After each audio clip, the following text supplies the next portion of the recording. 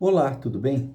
Hoje nós vamos falar sobre o Fundo Garantidor de Crédito, o famoso FGC, uma importante instituição criada para reduzir o risco de crédito sistemático no mercado financeiro. Mas antes de começar a falar propriamente sobre esse fundo, vamos entender a motivação por trás da criação dessa entidade. Bom, vamos pensar num sistema financeiro bem simples assim, apenas com três bancos, ABC, e três investidores, 1, 2, 3. E aí vamos imaginar que o banco A empresta dinheiro para o banco B, o banco B empresta dinheiro para o banco C, o investidor 1 empresta para o banco A e B, o investidor 2 empresta para o banco B e C, e o investidor 3 empresta para o banco A e C.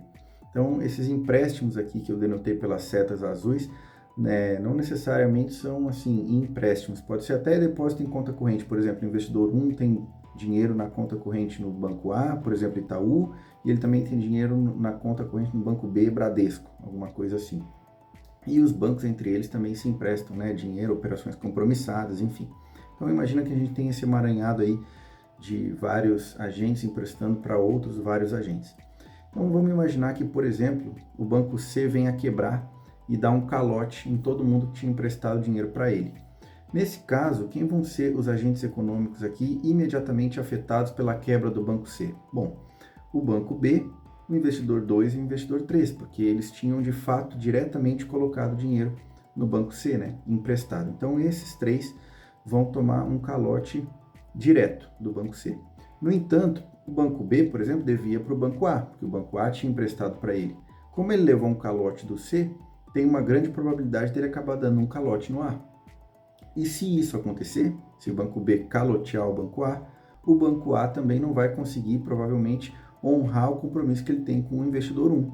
Então, indiretamente, o banco A e o investidor 1 também acabam, por um efeito cascata desse problema do risco de crédito, né, do calote, eles acabam indiretamente também sendo afetados, ou seja, o banco A e o investidor 1 que não tinham emprestado dinheiro para o banco C, em função da quebra do banco C, tem uma alta probabilidade de também serem afetados e também virem a sofrer um calote do banco B, enfim, investidor 2, e aí vai o efeito cascata. Então imagina uma economia muito maior, com muito mais bancos e muito mais investidores, o risco de uma instituição o risco de uma instituição se espalhar por todo o sistema. Ou seja, a inadimplência do Banco C ela acaba contaminando o sistema inteiro, tendo em vista essas várias conexões de credores e devedores que existem, né, num sistema financeiro. Veja que o Banco A e o investidor 1 não tinham diretamente emprestado dinheiro para o Banco C, mas com esse efeito cascata, esse efeito dominó da inadimplência, eles acabam também sendo afetados. Então, para mitigar o risco sistemático, né, para impedir que o risco de crédito de um agente acabe contaminando o sistema inteiro, as instituições que zelam pelo sistema financeiro nacional criaram o Fundo Garantidor de Crédito, que, como o próprio nome diz, garante o crédito daqueles credores que emprestam para as instituições financeiras, caso essas instituições financeiras acabem ficando insolventes e não conseguindo honrar os seus compromissos financeiros. Em 1995, o Conselho Monetário Nacional, então, autorizou a criação do FGC. Como vocês podem ver na tela, a Resolução 2197 autoriza a constituição de entidade privada sem fins lucrativos destinada a administrar mecanismo de proteção a titulares de crédito contra instituições financeiras. Ou seja, o Fundo Garantidor de Crédito vai proteger, né, aquelas pessoas que forem credoras de instituições financeiras.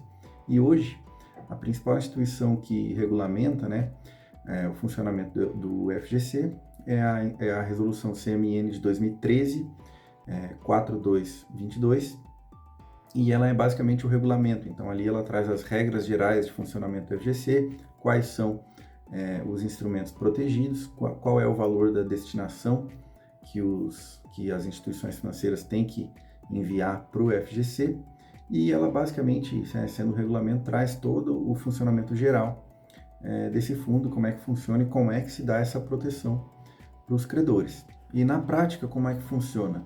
Bom, aí as instituições financeiras que captam dinheiro por meio de contas de depósito ou por títulos de dívida, né, como por exemplo conta corrente, CDB, LCI, poupança, LCA, operações compromissadas que acontecem entre as instituições financeiras, elas têm que remeter mensalmente para o FGC 0,01% dos valores que elas captaram, que elas têm de saldo nessas contas. E aí, claro, 0,01% de vários bilhões de reais de vários bancos é muita coisa.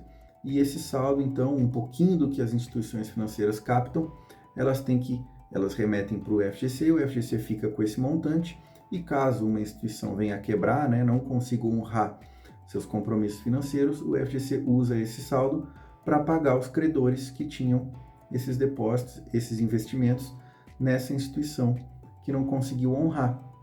E aí o que vai acontecer? Se a gente lembrar da imagem que eu mostrei na tela, aqueles primeiros agentes que sofreram inadimplência do banco C, que era o banco B, o investidor 2 e o investidor 3, eles conseguiriam resgatar valores no FGC, e esse calote ele não ia mais sofrer um efeito cascata, ia parar por ali, porque resgatando os valores no FGC, eles iam conseguir honrar as dívidas que eles, por sua vez, tivessem com outros agentes. E aí essa inadimplência não teria esse efeito cascata, como eu mostrei naquela imagem. E quais são os títulos protegidos pelo FGC? Isso também está na resolução 4222, como eu comentei, que é o regulamento do FGC. E aí a gente pode ver, né, todos eles, os mais populares, aí a gente tem depósito à vista, que é conta corrente, poupança, CDB, que são os depósitos a prazo, LCI, LCA, compromissadas, enfim, aqui está toda a lista dos títulos protegidos pelo FGC, ou seja, quem tem investimentos nesse tipo de título aqui, caso a instituição onde tenha esse título venha a quebrar, o FGC é que vai ser responsável por devolver esse valor para os clientes, para os investidores, enfim. E existe também um limite máximo de quanto que o FGC reembolsa, digamos assim, desses títulos que ele faz a proteção. E esse limite ele é de 250 mil por CPF por conglomerado financeiro. Então, como é que funciona isso?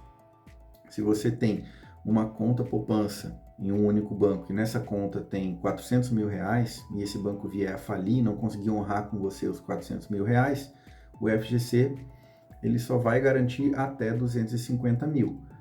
Já se você tem 200 mil em uma instituição financeira e 200 mil em outra instituição financeira de outro conglomerado financeiro e essas duas vierem a quebrar, o FGC vai conseguir arcar, vai te devolver 200 mil de um e 200 mil de outro. Disso aí a gente já tira que não vale a pena nunca nesse tipo de instrumento financeiro, como depósito à vista, conta, poupança, CDB, LCI, você ter mais do que 250 mil numa única instituição. Vale a pena você espalhar cada uma até o limite de 250 mil. E existe também um outro limite que é de 1 milhão global. Então, se você tem, por exemplo, 250 mil em 4 instituições de 4 conglomerados financeiros diferentes, você consegue reaver todos esses com o FGC, caso essas 4 venham a quebrar e não consigam honrar o compromisso com você. O limite global por CPF, já espalhado em várias instituições, é de 1 milhão de reais. Então, se você quer saber mais sobre o mercado financeiro, se inscreva no canal Dicionário do Mercado.